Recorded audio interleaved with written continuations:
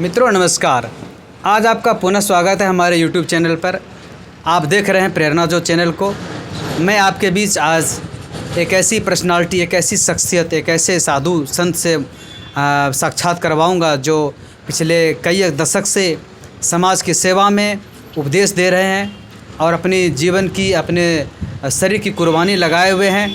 तो हम आपके बीच यह जानकारी रख दूं कि हमारे जो बीच आचार्य मौजूद हैं, कबीर आश्रम धाम ममलखा के आचार्य हैं वो श्री अरविंद प्रकाश बाबा। आइए हम इनसे जानते हैं कि हम अपने जीवन में कर्मकांड और अंधविश्वास की वजह से जो गलतियां करके जो कष्ट झेल रहे हैं, इससे हम निवारण कैसे करेंगे और ये क्या है, और हमें अपने जीवन में बहुत कुछ सीख करके हम अपने नए तरीके से अपने कुछ विकास की ओर बढ़ेंगे। इस उपदेश को सुनकर आइए आपकी निगाहें हम अरविंद प्रकाश बाबा की ओर ले चलते हैं। धन्यवाद। प्रणाम जी प्रणाम। नमस्कार जी नमस्कार बाबा। साहेबंदगी। चलिए सदगुरु कबीर धाम ममलखा व्यास गादी की ओर से मैं अरविंद प्रकाश अपने संचालक राजकिशोर दास जी के सन्मुख आपका स्वागत करते हैं, अभिनंदन करते हैं। जी नमस्ते।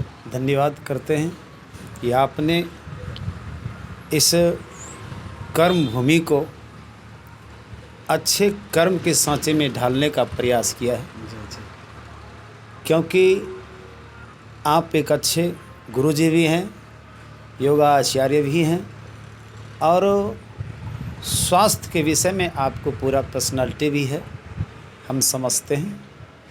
रही बात आज जो आपने बहुत अच्छा प्रश्न किया है कि आदमी अंधविश्वास और कर्म कांड में क्यों लगा हुआ है, तो मैं आपसे यही कहूँगा, इस क्षेत्र में 634 वर्ष पूर्व जब कभी कभी अपार आपत्ति होती है, दुख का पहाड़ गिरता है, तभी किसी सिद्ध महापुरुषों का अवतार होता है। जी बिल्कुल सही। तो पूरा कर्म कांड के क्षेत्र में हमारे पूरे भारत के जितने 607 वेद 18 पुराण थे, सब में इतने हर चीज़ में होता है, हर चीज़ में कोई अपनी पर्सनालिटी बनाने के लिए एक को दबाता है। जी जी। तो उस ज़माने में जो था पर्सनालिटी में हमारे बड़े विद्वान लोग उन्होंने जाति पाति कर्म कांड का इतने आडंबर फैलाया जी बाबा कि छोटे जात के लोगों को उसके ऊपर अपनी माया का जाल फैला करके शोषण किया। अच्छा। और कर्म कांड का इतने बड़े पत्थर रख दिया कि जैसे चींटी के ऊपर 5 किलो गुड़ रख दिया जाए तो बेचारे चींटी उसको चल ही नहीं पाएगा, थकना चूर हो जाएगा। आज वही संस्कृति हमारी है कि हमारे ऊपर पंडितों ने, हमारे ऊपर उस समय के फारवर्टों ने, हमारे उस समय के विद्वानों ने शोषण किया और इतने छोटे वर्ग के लोगों को इतने कर्मकांड में समा दिया कि जैसे पानी में नमक समा जाता है, उसका कोई रूप नहीं पता चलता है कि नमक है, लेकिन स्वाद होता है तब पता चलता है कि इसमें नमक है। उसी प्रकार आज मानव जीवन में आज से 600 हजारों वर्ष 200 हजार वर्ष पहले जो किया गया है, इतने कर्मकांड है, इतने कर्मकांड। अब आप बता सकते हैं कि हनुमान जी का जब जन्म हुआ, आप देखिए कितनी बड़ी पारा खरा अंधविश्वास है कि शंकर जी ने कान फूंक दिया तो हनुमान जी पैदा हो गया। अगर आप पढ़े लिखे हो तो समझना कि गर्भाधान का रास्ता अलग है और कान का रास्ता अलग है, लेकिन फिर भी आदमी वहीं जा कर के मान रहा है कि भाई ऐसा ही हुआ है। यही अंधकार है।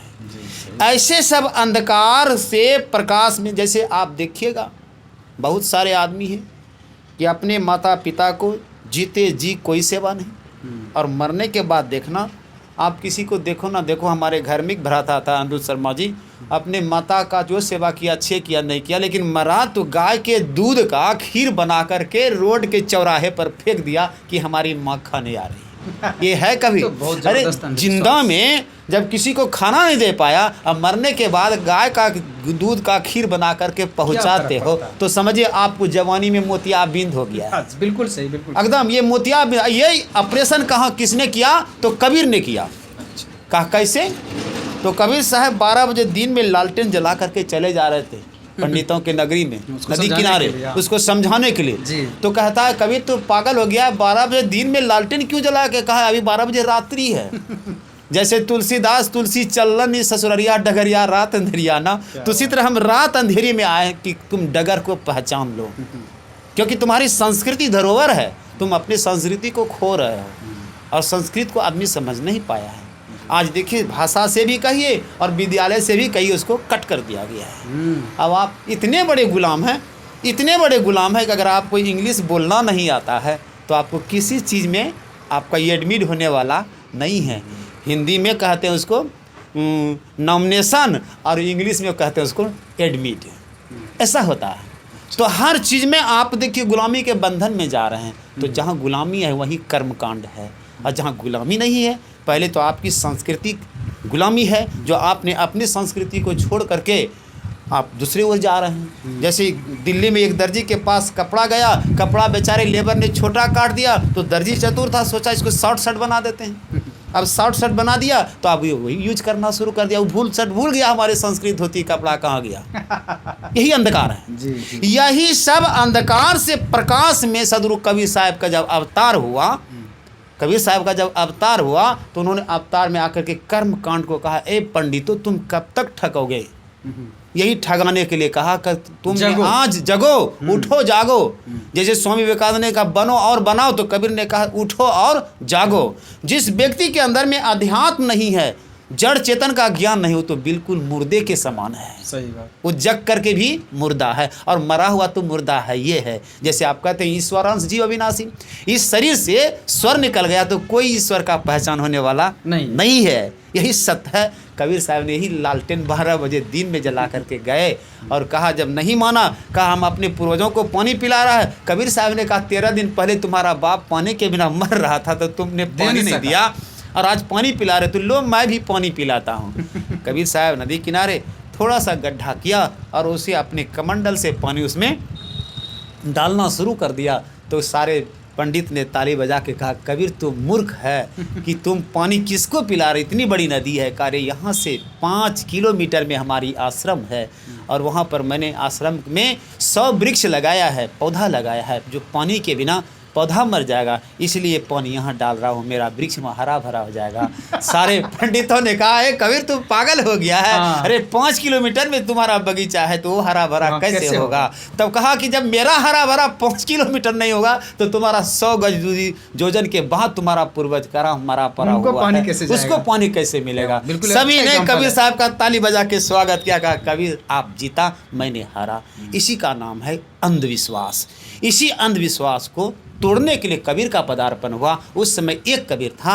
आज के डेट में जितने सारे संत हैं, जिसको कबीर की वाणी का अपने हृदय में सच्ची कहानी ज्ञान है, वो किसी के सामने झुकने वाला नहीं है। और मैं भी खुलेआम कहता हूँ, आज से नहीं, हम 3 दशक से 1989 से खड़ा हुआ हूँ और 92 से बिल्कुल तैयार हूँ।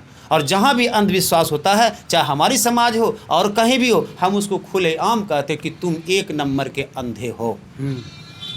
पारख करो, विचार करो, सत्य करो, और नहीं तो 100 में 80 बेईमान, फिर भी मेरा भारत महान।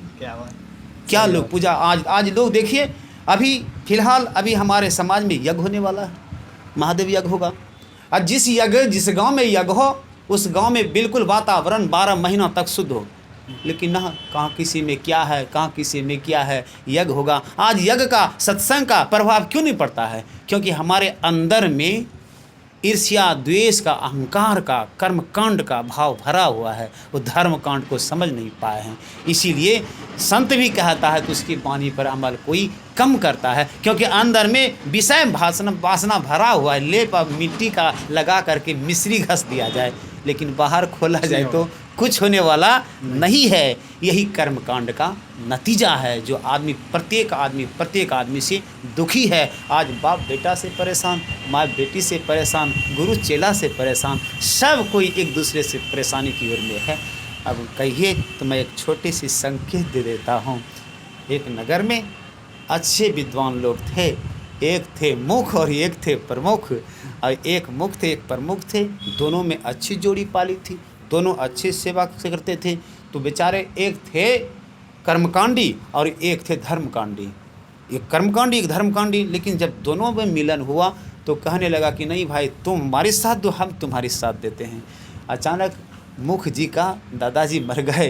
कहा भैया पूरे नगर में भोज करना पड़ेगा। उन्होंने कहा पूरे नगर में, पूरे नगर का भोज कराया।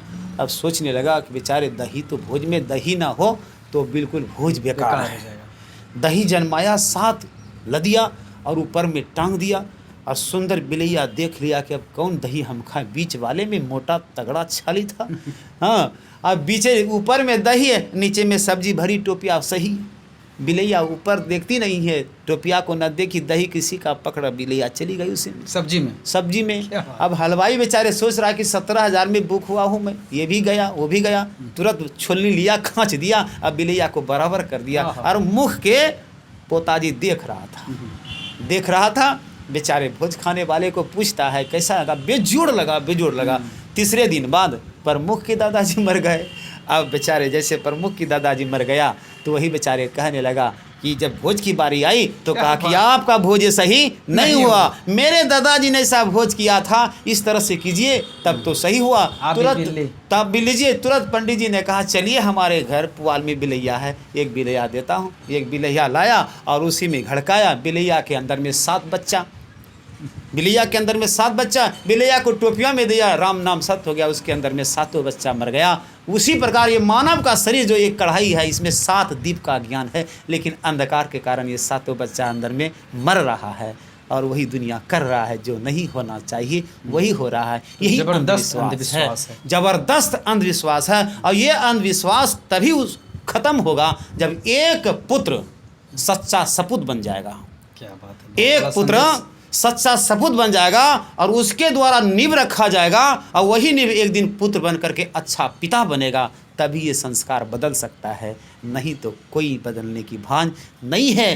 कबीरा कहते चला गया, जो कहता है वो चला गया, लेकिन जो मान लिया उसको समझ उसका जीवन में अंधकार नहीं है, पूरा प्रकाश है। और जो नहीं मान रहा है, आज लोग मौत बेजवानी में क्यों मर रहा है आप ये भी जानते होंगे कि अति पापस्य मृत्युदानम।